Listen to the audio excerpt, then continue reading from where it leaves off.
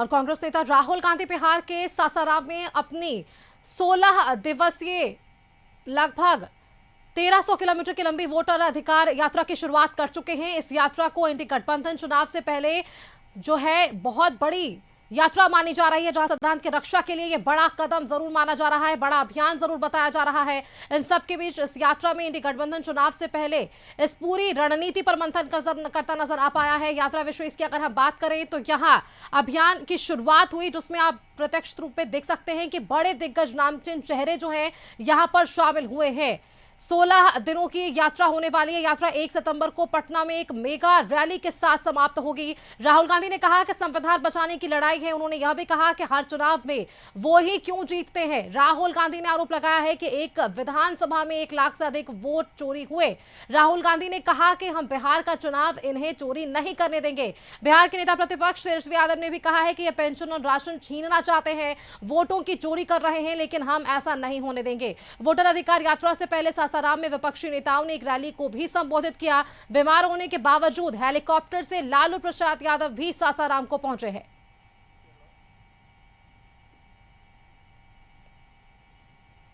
देखिए सुष्मिता, रोहतास जिला में जो है वोटर अधिकार रैली में जो है काफी भीड़ जुटी और साहब हम कहना चाहते मोदी जी, ये बिहार है, बिहार यहाँ खैनी के साथ चूना रगड़ दिया जाता है और चबा दिया जाता है। बिहारियों को कमजोर मत समझो। बिहार के लोग भले ही गरीब हैं, लेकिन गांव देहात का बिहार का बच्चा बच्चा तीखी मिर्ची वाला काम करता है, तीखी मिर्ची वाला काम करता है। इसलिए बिहार में हम लोग बेईमानी नहीं होने देंगे। संविधान को बचाने की लड़ाई है। पूरे हिंदुस्तान में आरएसएस और बीजेपी संविधान को मिटाने की कोशिश कर रहे हैं। पूरे हिंदुस्तान में विधानसभा के चुनाव, लोकसभा के चुनाव चोरी किए जा रहे हैं और इनकी आखिरी साजिश यह है कि बिहार में एसआईआर करके नए वोटरों को जोड़कर, वोटरों को काटकर ये बिहार का चुनाव चोरी करें। और मैं और हम सब स्टेट से आपको कहने आए हैं कि हम इन्हें ये चुनाव चोरी नहीं करने देंगे। और ये जो वोट चोरी ये कर रहे हैं, आप देखना, हम वोट चोरी रुकवाएंगे। और एसआईआर की जो सच्चाई है, जो बिहार की गरीब जनता से वोट चोरी की जा रही है, हम पूरे देश को दिखाने जा रहे हैं। अधिक जानकारी के साथ देखिए दयानंद हमारे साथ फोन लाइन पर बने हुए हैं। दयानंद, देखिए वोट अधिकार यात्रा की शुरुआत सासाराम से हो चुकी है और अब ऐसे में राहुल गांधी और तेजस्वी यादव के साथ मंच पर आज लालू प्रसाद यादव भी नजर आ पाए। मल्लिकार्जुन खड़गे, राजेश राम, ये तमाम दिग्गज चेहरे एक साथ एक मंच साझा कर रहे थे और एक हुंकार जरूर मानी जा रही है बिहार विधानसभा चुनाव के लिए। जी सुष्मिता, देखिए रोहतास ले यह जो है वोटर अधिकार यात्रा जो शुरू हुआ है, जिस तरह से महागठबंधन पूरी तरह से पहले दावा कर रहा था कि यह ऐतिहासिक होगा, बिल्कुल यह माना भी जा सकता है कि ऐतिहासिक हुआ भी, क्योंकि इसलिए कि शाहाबाद पर क्षेत्र ही नहीं बल्कि अन्य राज्य से भी यहाँ पर जो है कई नेता और कार्यकर्ता भी जुटे हुए थे। इस बात को यह संकेत दे रहा है कि इस बार जो है बिहार में बदलाव होकर रहेगा, क्योंकि इसलिए कि वोटर अधिकार यात्रा को लेकर जिस तरह से भाजपा पर लोगों ने जम के निशाना साधा है और यहाँ पर जो आम आदमी से भी हम लोग बात किए, आम आदमी भी बात यही कर रहा था कि इस बार बिहार में जो है बदलाव होकर रहेगा और वोट को चोरी नहीं होने दिया जाएगा। चलिए दयानंद, तो कुल मिलाकर जो एक कोशिश थी आईआईटी की तरफ से वो यहाँ पर स्पष्ट होती हुई नजर आ पा रही है। बहुत बहुत धन्यवाद आपका हमारे साथ जुड़ने के लिए।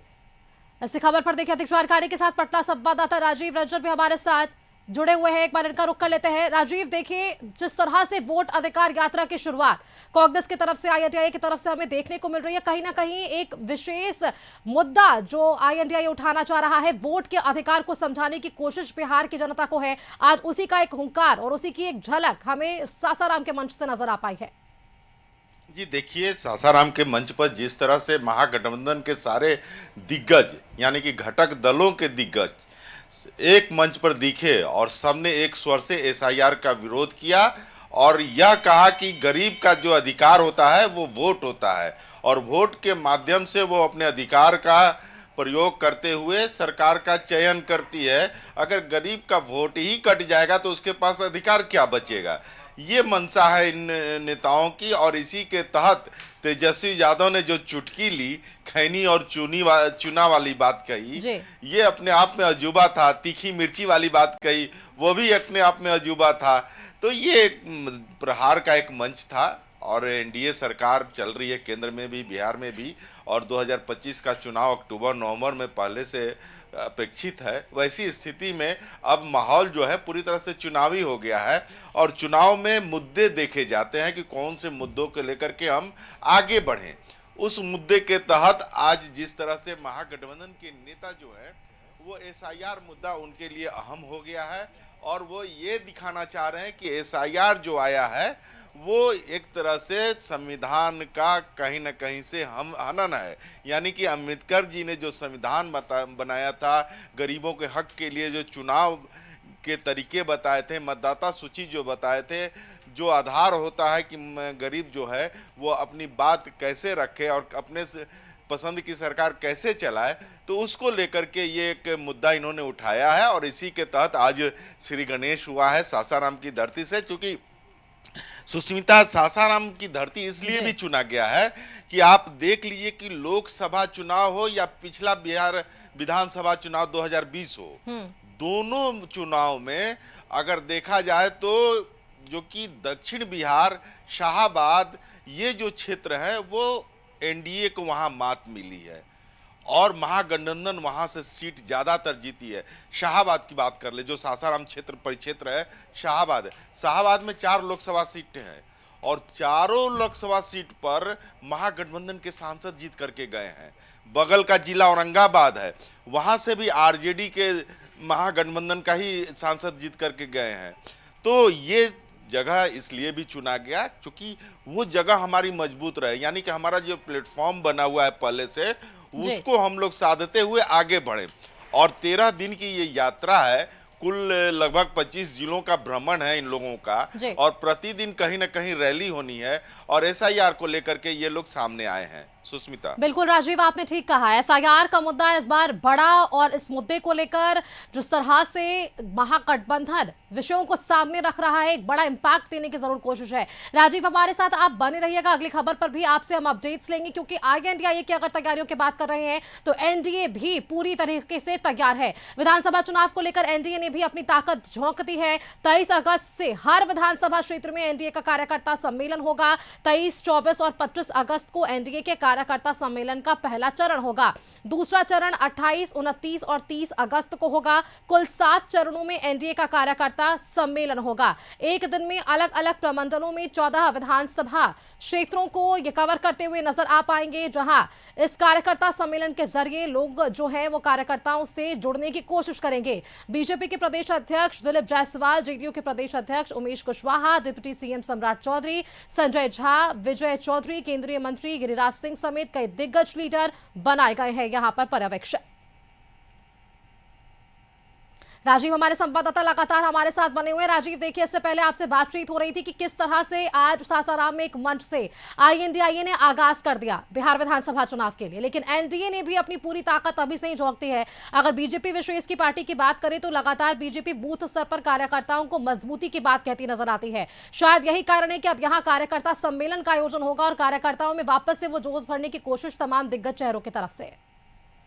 जी देखिए सुष्मिता, महागठबंधन जिस तरह से तैयारी में लगी हुई है चुनाव को देखते हुए, बिहार विधानसभा चुनाव को देखते हुए, एनडीए जो है उससे पहले से लगी हुई है। अभी चूंकि महागठबंधन का अब एक मंच दिख रहा है, एक प्लेटफॉर्म पर ये लोग उतरते नजर आ रहे हैं, लेकिन एनडीए के लोग काफ़ी पहले से बूथ लेवल हो, प्रखंड लेवल हो, जिला स्तर हो, हर स्तर पे वो अब बन गए हैं।